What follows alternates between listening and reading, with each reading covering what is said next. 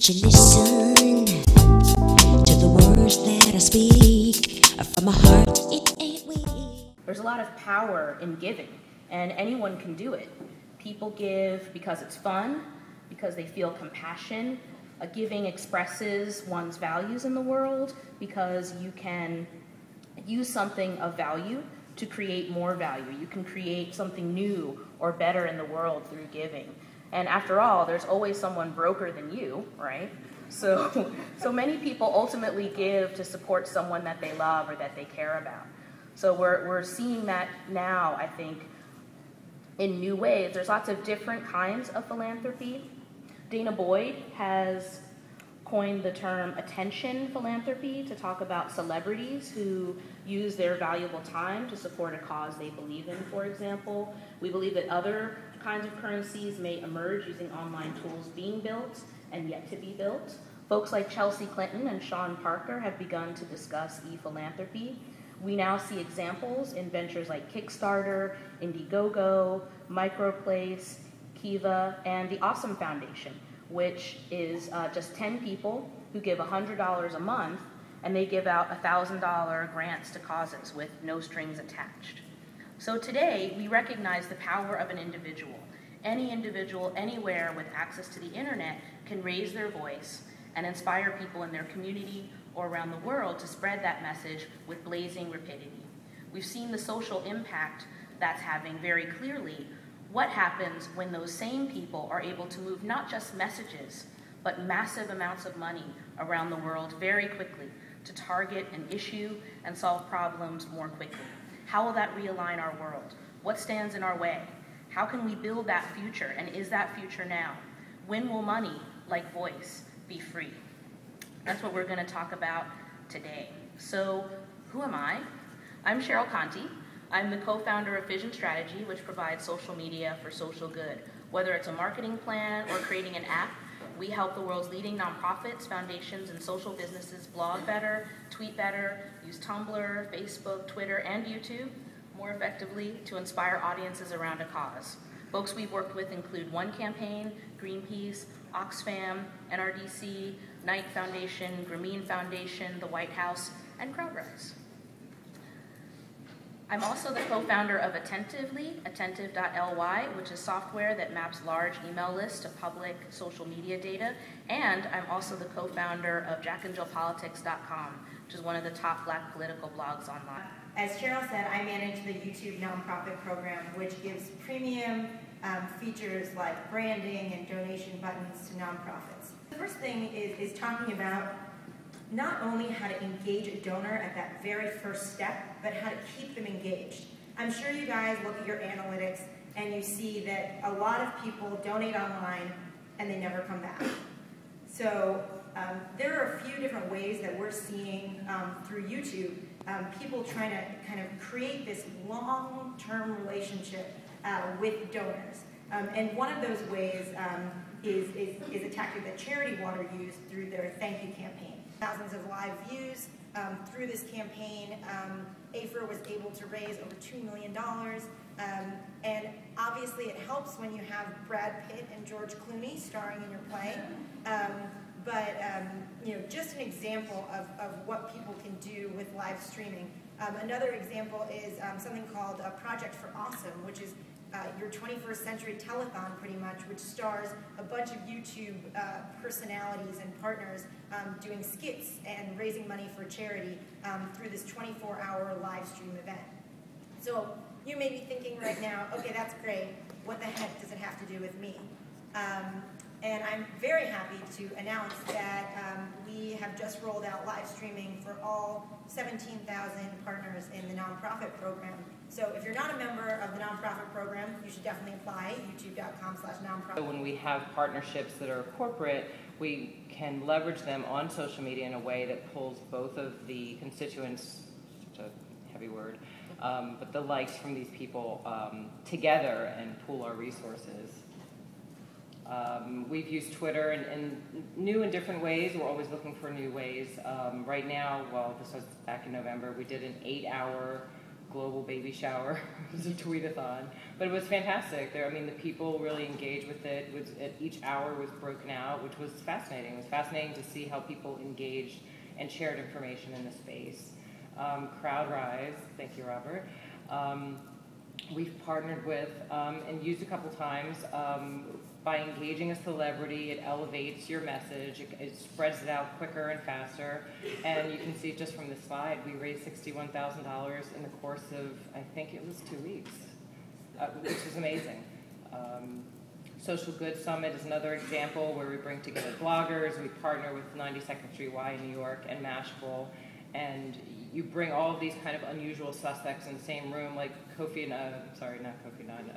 Desmond Tutu was there, and Richard Gere, and Mandy Moore, and then you have bloggers from all over the place, and then you have this kind of perfect storm of media. Philanthropy is a brand new kind of collaboration that we've started. We'll see how it goes, but it's a new startup, and it's a new platform. It's similar to Groupon, but it's a way for us to reach people where they are and where they live. And the truth is, I'm like many of you in the audience, I'm part of a nonprofit. So I'm here literally writing notes about the next big idea.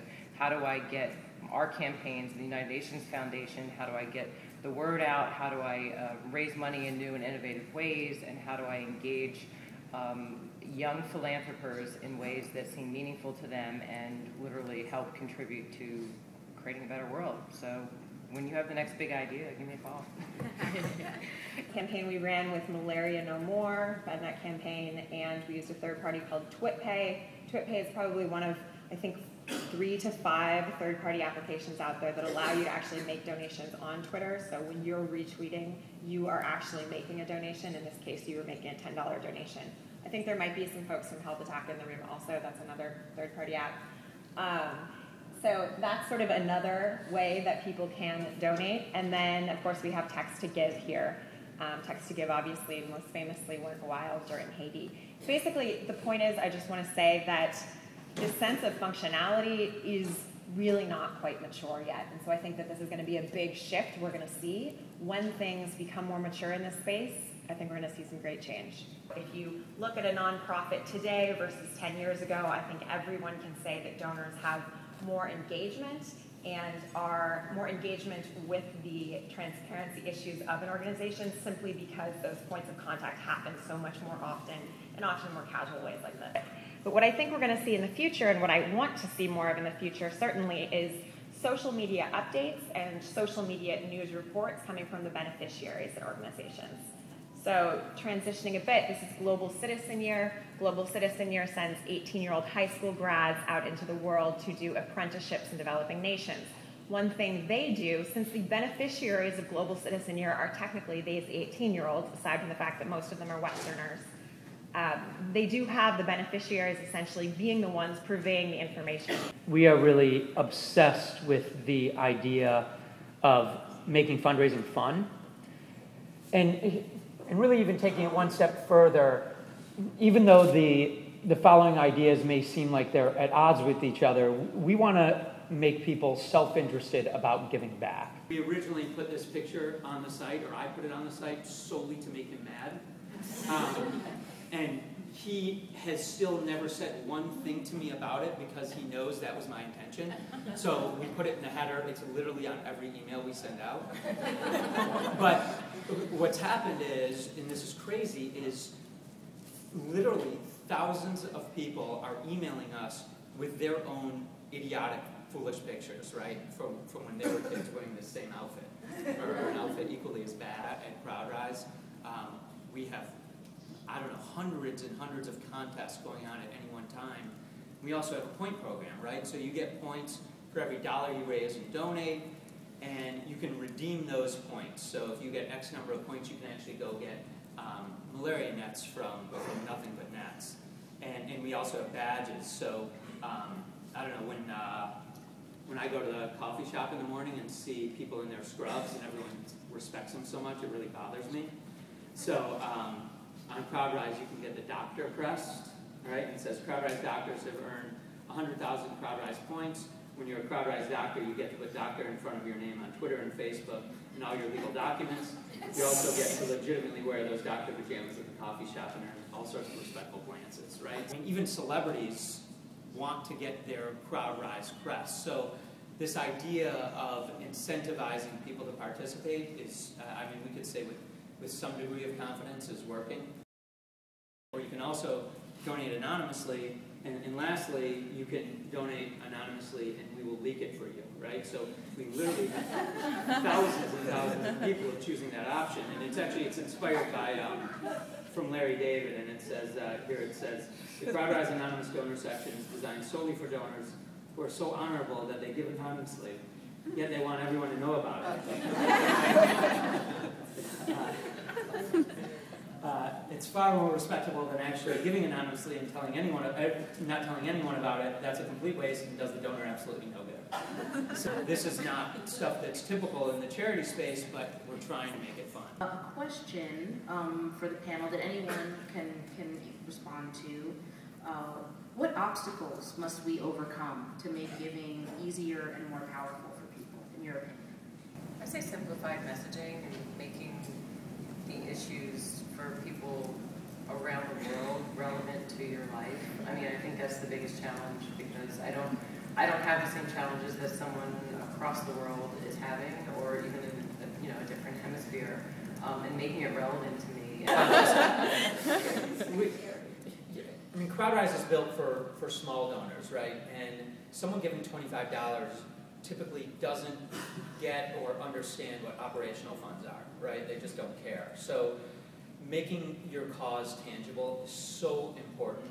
So I don't have a conversation where I don't mention the $10 malaria net, right? I mean, it's brilliant. And on my way out here last night, I was sitting next to someone on the plane who actually makes games for kids in hospitals. They make the games just to fit into the hospital tray, right, for kids. So, and to me, that kind of cause is everybody gets that, right? So you can get behind that. When you want to raise money to get iPads for a school, people understand that. Here at South by Southwest, I mean, it's more than just a conference. To me, it's a movement, right? Social, economic, cultural. The people here in this room are building the future today that we're going to live in tomorrow. My question for the panelists is, what would you love someone in this room or out there listening to us to build that would help to create the future of individuals for crowd giving that doesn't exist now? This might sound bizarre, but I think the idea of community actually makes people feel more anonymous.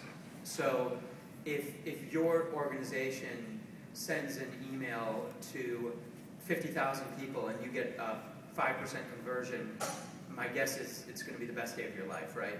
But if I, as an individual, send an email to my friends, if I don't get 50% of people helping me, then they don't like me very much, right? So, I'm probably not going to be answering the question, but I think that these movements happen one at a time, right? I mean, maybe with Coney, this is a bad example, and it's obviously a mass generalization, but Occupy, right? I mean, that was not an organization emailing some big giant list getting everyone to come to New York, right? It happened one at a time. It was you telling your friends about it. So I think the more that people can engage their friends and family and let it start there, and the message that's important to you going out one at a time or person to person, yeah, I think that's what creates movements.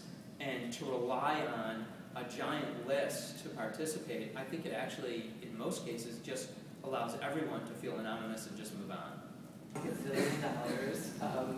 Fair enough. That really uses it sounds very cliche, but uses the power of not necessarily community, but your personal network. And we've had an internal discussion in our office about networking. And the truth is that sounds big and it sounds like a heavy lift, but like you're part of my network, you know what I mean? Like a coworker is part of my network, my friend is part of my network. And a way that we can, I know we do that with Facebook and a lot of these other platforms, but the personal touch is missing somehow, and I don't know how you build in a personal touch and something impersonal, because this is still impersonal, you know, but since this is where so much of our activity is, like how do you build me something very cheaply / you know, in kind, that we can use to connect to people, and then use the weave in the connection. We are family, right? I mean, ultimately, you know, people give because they're inspired and they feel really connected to a person, and they can relate, right? To they've had a child who was sick, or they were a child who was sick in a hospital and wish that they had something to do. Ramya or Claire, do you have any thoughts on I want to throw out a doubt, I guess, okay, from both of the first two questions. I think I agree that we need to connect donors with the causes more directly and simplify things, but I worry that in many of sort of the kind of controversial case studies of bad transparency on social media or bad nonprofit accounting, we're seeing kind of the problem of oversimplification. You can certainly see that with any Dakin controversy last year. You can certainly see that with Contee. And I just, that's a concern of mine, I guess. And I feel like that one of the things we really need moving forward is an organization that is better able to, or a process that organizations can use that can inform donors about giving without simplifying it too much. And you can see, you know, all sorts of innovation kind of sprouting up. So we have something called YouTube Direct, where it's basically a crowdsourcing platform, if you will, where people can can upload videos directly on your website. And so something like an It Gets Better movement or something like that, which isn't necessarily monetary giving, but giving of time and giving of energy. They can upload their videos straight on your website, and then it gets filtered onto YouTube. So things like that are definitely outside of the general YouTube scope. They don't live necessarily on platform, but they're incredibly valuable, and they're created because nonprofits and journalistic institutions said, heck, we need this, and so we're going to use an API and we're going to build it. that's fantastic. Thank you so much for sharing YouTube Direct. All right, so it'd be great to get some questions going. I know we have a microphone. Go ahead and raise your hand if you've got a question. And we'll kick it off with someone asked from Twitter, the Shaviva. Raise your hand if you're the Shaviva. Awesome. Yeah, Haviva, the Haviva. Okay, so your question is, how do you build and grow online giving for a very niche market?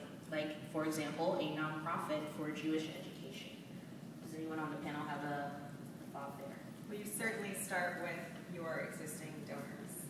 I think this is one of the saddest mistakes I see nonprofits making on social media is they get online and they're like, how can we create a movement? And they forget to find their existing donors and start deepening the relationship with them. So that's absolutely, for me, the first place you start. Is there a way to leverage certain tools or certain efforts out there to bring those finite donations or involvements from smaller businesses as well?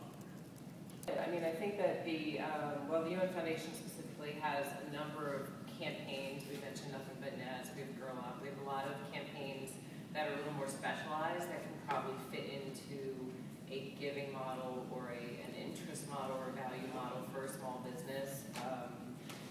Call us. I mean, cause marketing is wildly effective for any for-profit enterprise, whether they're big or small. So I think small businesses just need to jump in and find a cause and create a partnership with a nonprofit. I mean, I think one of the most retweeted tweets of all time was Wendy's cause marketing campaign.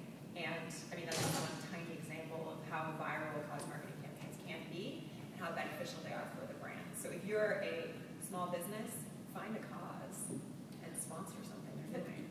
But I would say that I think you've identified a gap that exists. So the Wendy's and the kind of Patagonias of the world kind of have the ways to find the UN foundations and the humane societies of the world. So like the big guys are getting covered.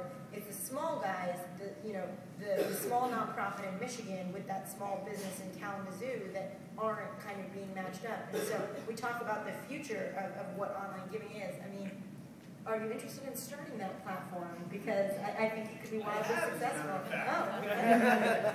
Well, and just to, I think it's important to note that just last week, literally on Thursday, the crowdfunding bill was passed in Congress. Some of you may have heard of it.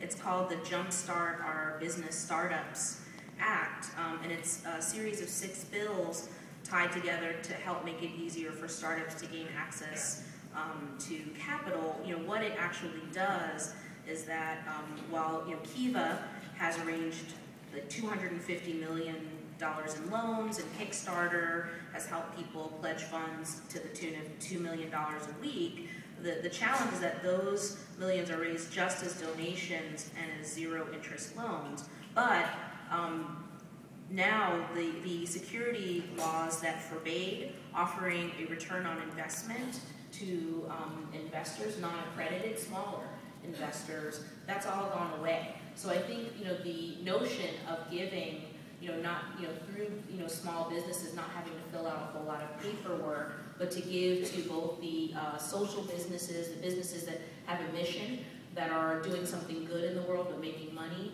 at the same time to facilitate donations, to facilitate the creation of these platforms that will help people give more effectively.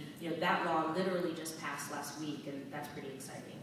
Did you have something to add to that? Yeah, I think that most companies do their philanthropy really no differently than they would have in 1950, right? I mean, you take a big check and you give it to a charity, and that's the start and end of it. There's not a whole lot of things that are proven to work, but matching campaigns work, right? So if you're a charity, if you're a business and you have $5,000, you can definitely leverage that to turn it into 10 for a charity, right? If the messaging is right. And we've done a couple campaigns, or a couple campaigns have launched on Crowdrise. One where Patagonia, instead of giving $5,000 directly to a charity, they went and they had a contest, and they actually went out to a user base and said, pick your favorite charities, right? They populated a page with those 10 charities, and they said, whoever raises the most money in 10 days gets $5,000, right? And those charities went out and they raised $41,000 and got thousands and thousands of eyes on the campaign. So Patagonia took this $5,000 check, turned it into $46,000, and got a whole lot of goodwill for it. And the charity that came in first raised 10 grand, I'm making up this number, but the charity came in second, they raised 8 grand, right? And because it wasn't a voting campaign, they didn't get nothing, right? They got their $8,000. So there are creative ways to leverage money that your company is giving to create more money and more awareness, right? With almost no downside. No downside. I like it. All right. We have a question from Twitter from Stacy Lynn. Where are you, Stacy Lynn? Raise your hand. There you are, girl. All right. So it's directed mostly at Claire, but I think anyone on the panel should feel free to respond. The question is, have social networks like Twitter thought about giving special exclusive features to donors, i.e. not just nonprofits? Answer from Twitter's perspective, we don't currently have a payment functionality, so it would be no. But I don't know, does anyone else have an example? Well, I think, maybe behind the question, Stacey, if I may, is, what are you doing specifically to encourage giving on your site using Twitter? Well, you want me to? Yeah. I mean, I think Twitter is just, there is such a brilliant way to get quick messages out there, especially when you're trying to incentivize people to participate and go very fast.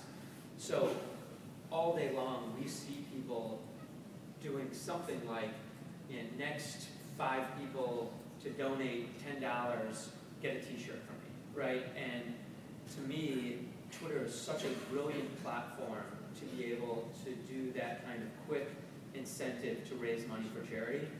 And if you go and follow the organizations that do a really good job of it, you'll see it just happening all day long, every second. So I'm not positive if that answers the question or not, but that's one example of how people and organizations are using Twitter to raise more money for charity.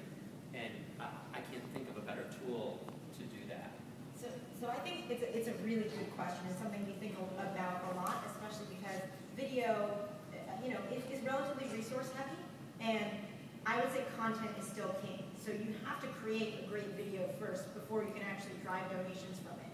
And we know that nonprofits struggle to make great videos. And so we're constantly thinking actually of ways in which you can engage other users on the site, the YouTube community, to either make videos for nonprofits, and we've had programs where partners or advertising creatives make videos on behalf of nonprofits, and then those nonprofits are able to use those videos. I would have said, nonprofits are going to have a hard time getting to the Charlie bit my finger level, but I do think that your question is very valid, and while I don't have a perfect answer for you now, I think it's definitely something that we're thinking about. That's a question, so we can find it. There you go. Hi, my name is Ethan. I do social innovation consulting. I'm curious for all of you across your platforms, the specific demographics of the audience that's engaging most with you. A lot of our clients kind of engage everyone from mothers to millennials to elderly people, but who do you see really using your platform? So we have YouTube analytics tools. So if you're watching a video, you can go underneath the video. There's a little graph symbol, and you can actually look at the demographics in terms of location and age and gender of who's watching the video. I think we've all mentioned Coney a lot. I was very interested in seeing the demographics of who was watching that video. Largely it's 13 to 17-year-olds. And so I would really think about this fact as you're thinking about your donor campaigns, first of all, because you've got a lot of people out there who are going to be the donors of the future, but they could also be the donors of today, and that may not be in terms of monetary donations, but are there ways, with matching funds, with funds for shares? I know you use points. So I actually last fall went with the United Nations, the UNITAID program, to Cameroon to visit AIDS clinics and hospitals. And they're doing some really amazing work. The way that they're raising funds is very innovative. They actually have attached in Europe and in South America and Africa, not just here yet, a very small tax, $1 every time you buy a plane ticket, and it's a little bit more, maybe $4 if you buy a business class or first class ticket. They've raised millions of dollars that way, and through that program, through people just very micro giving, they've been able to create a market that didn't exist before for pediatric AIDS drugs that within 5-10 years actually has almost eradicated the transmission of HIV from mother to child during pregnancy. I mean, they can now get it while you're pregnant, they can get it while you're in labor if you haven't been diagnosed, they can get it after. I mean, the incidence of children being born with AIDS is very, very low if you have access to the drugs, which just literally didn't exist before this program and before millions of people around the world in a very easy way, just through their daily lives. Help to make that happen. So I would love to see, I know American Express also allows you to donate your points, and you can do that online. I've done that. I think that is a way that both small and large companies can maybe help with mobile commerce. But do you want to talk a little bit about the way you guys use points and gaming? So we, on our site, you get points for every, I said this before, for every dollar you raise or donate, right? We call them Crowdrise impact points. And our goal, as we're trying to sort of build this brand about giving back, is that those points are a reflection of your philanthropic life, right? So if I have 10,000 points and you have 1,000, well, I've done something better for the world, at least in that capacity.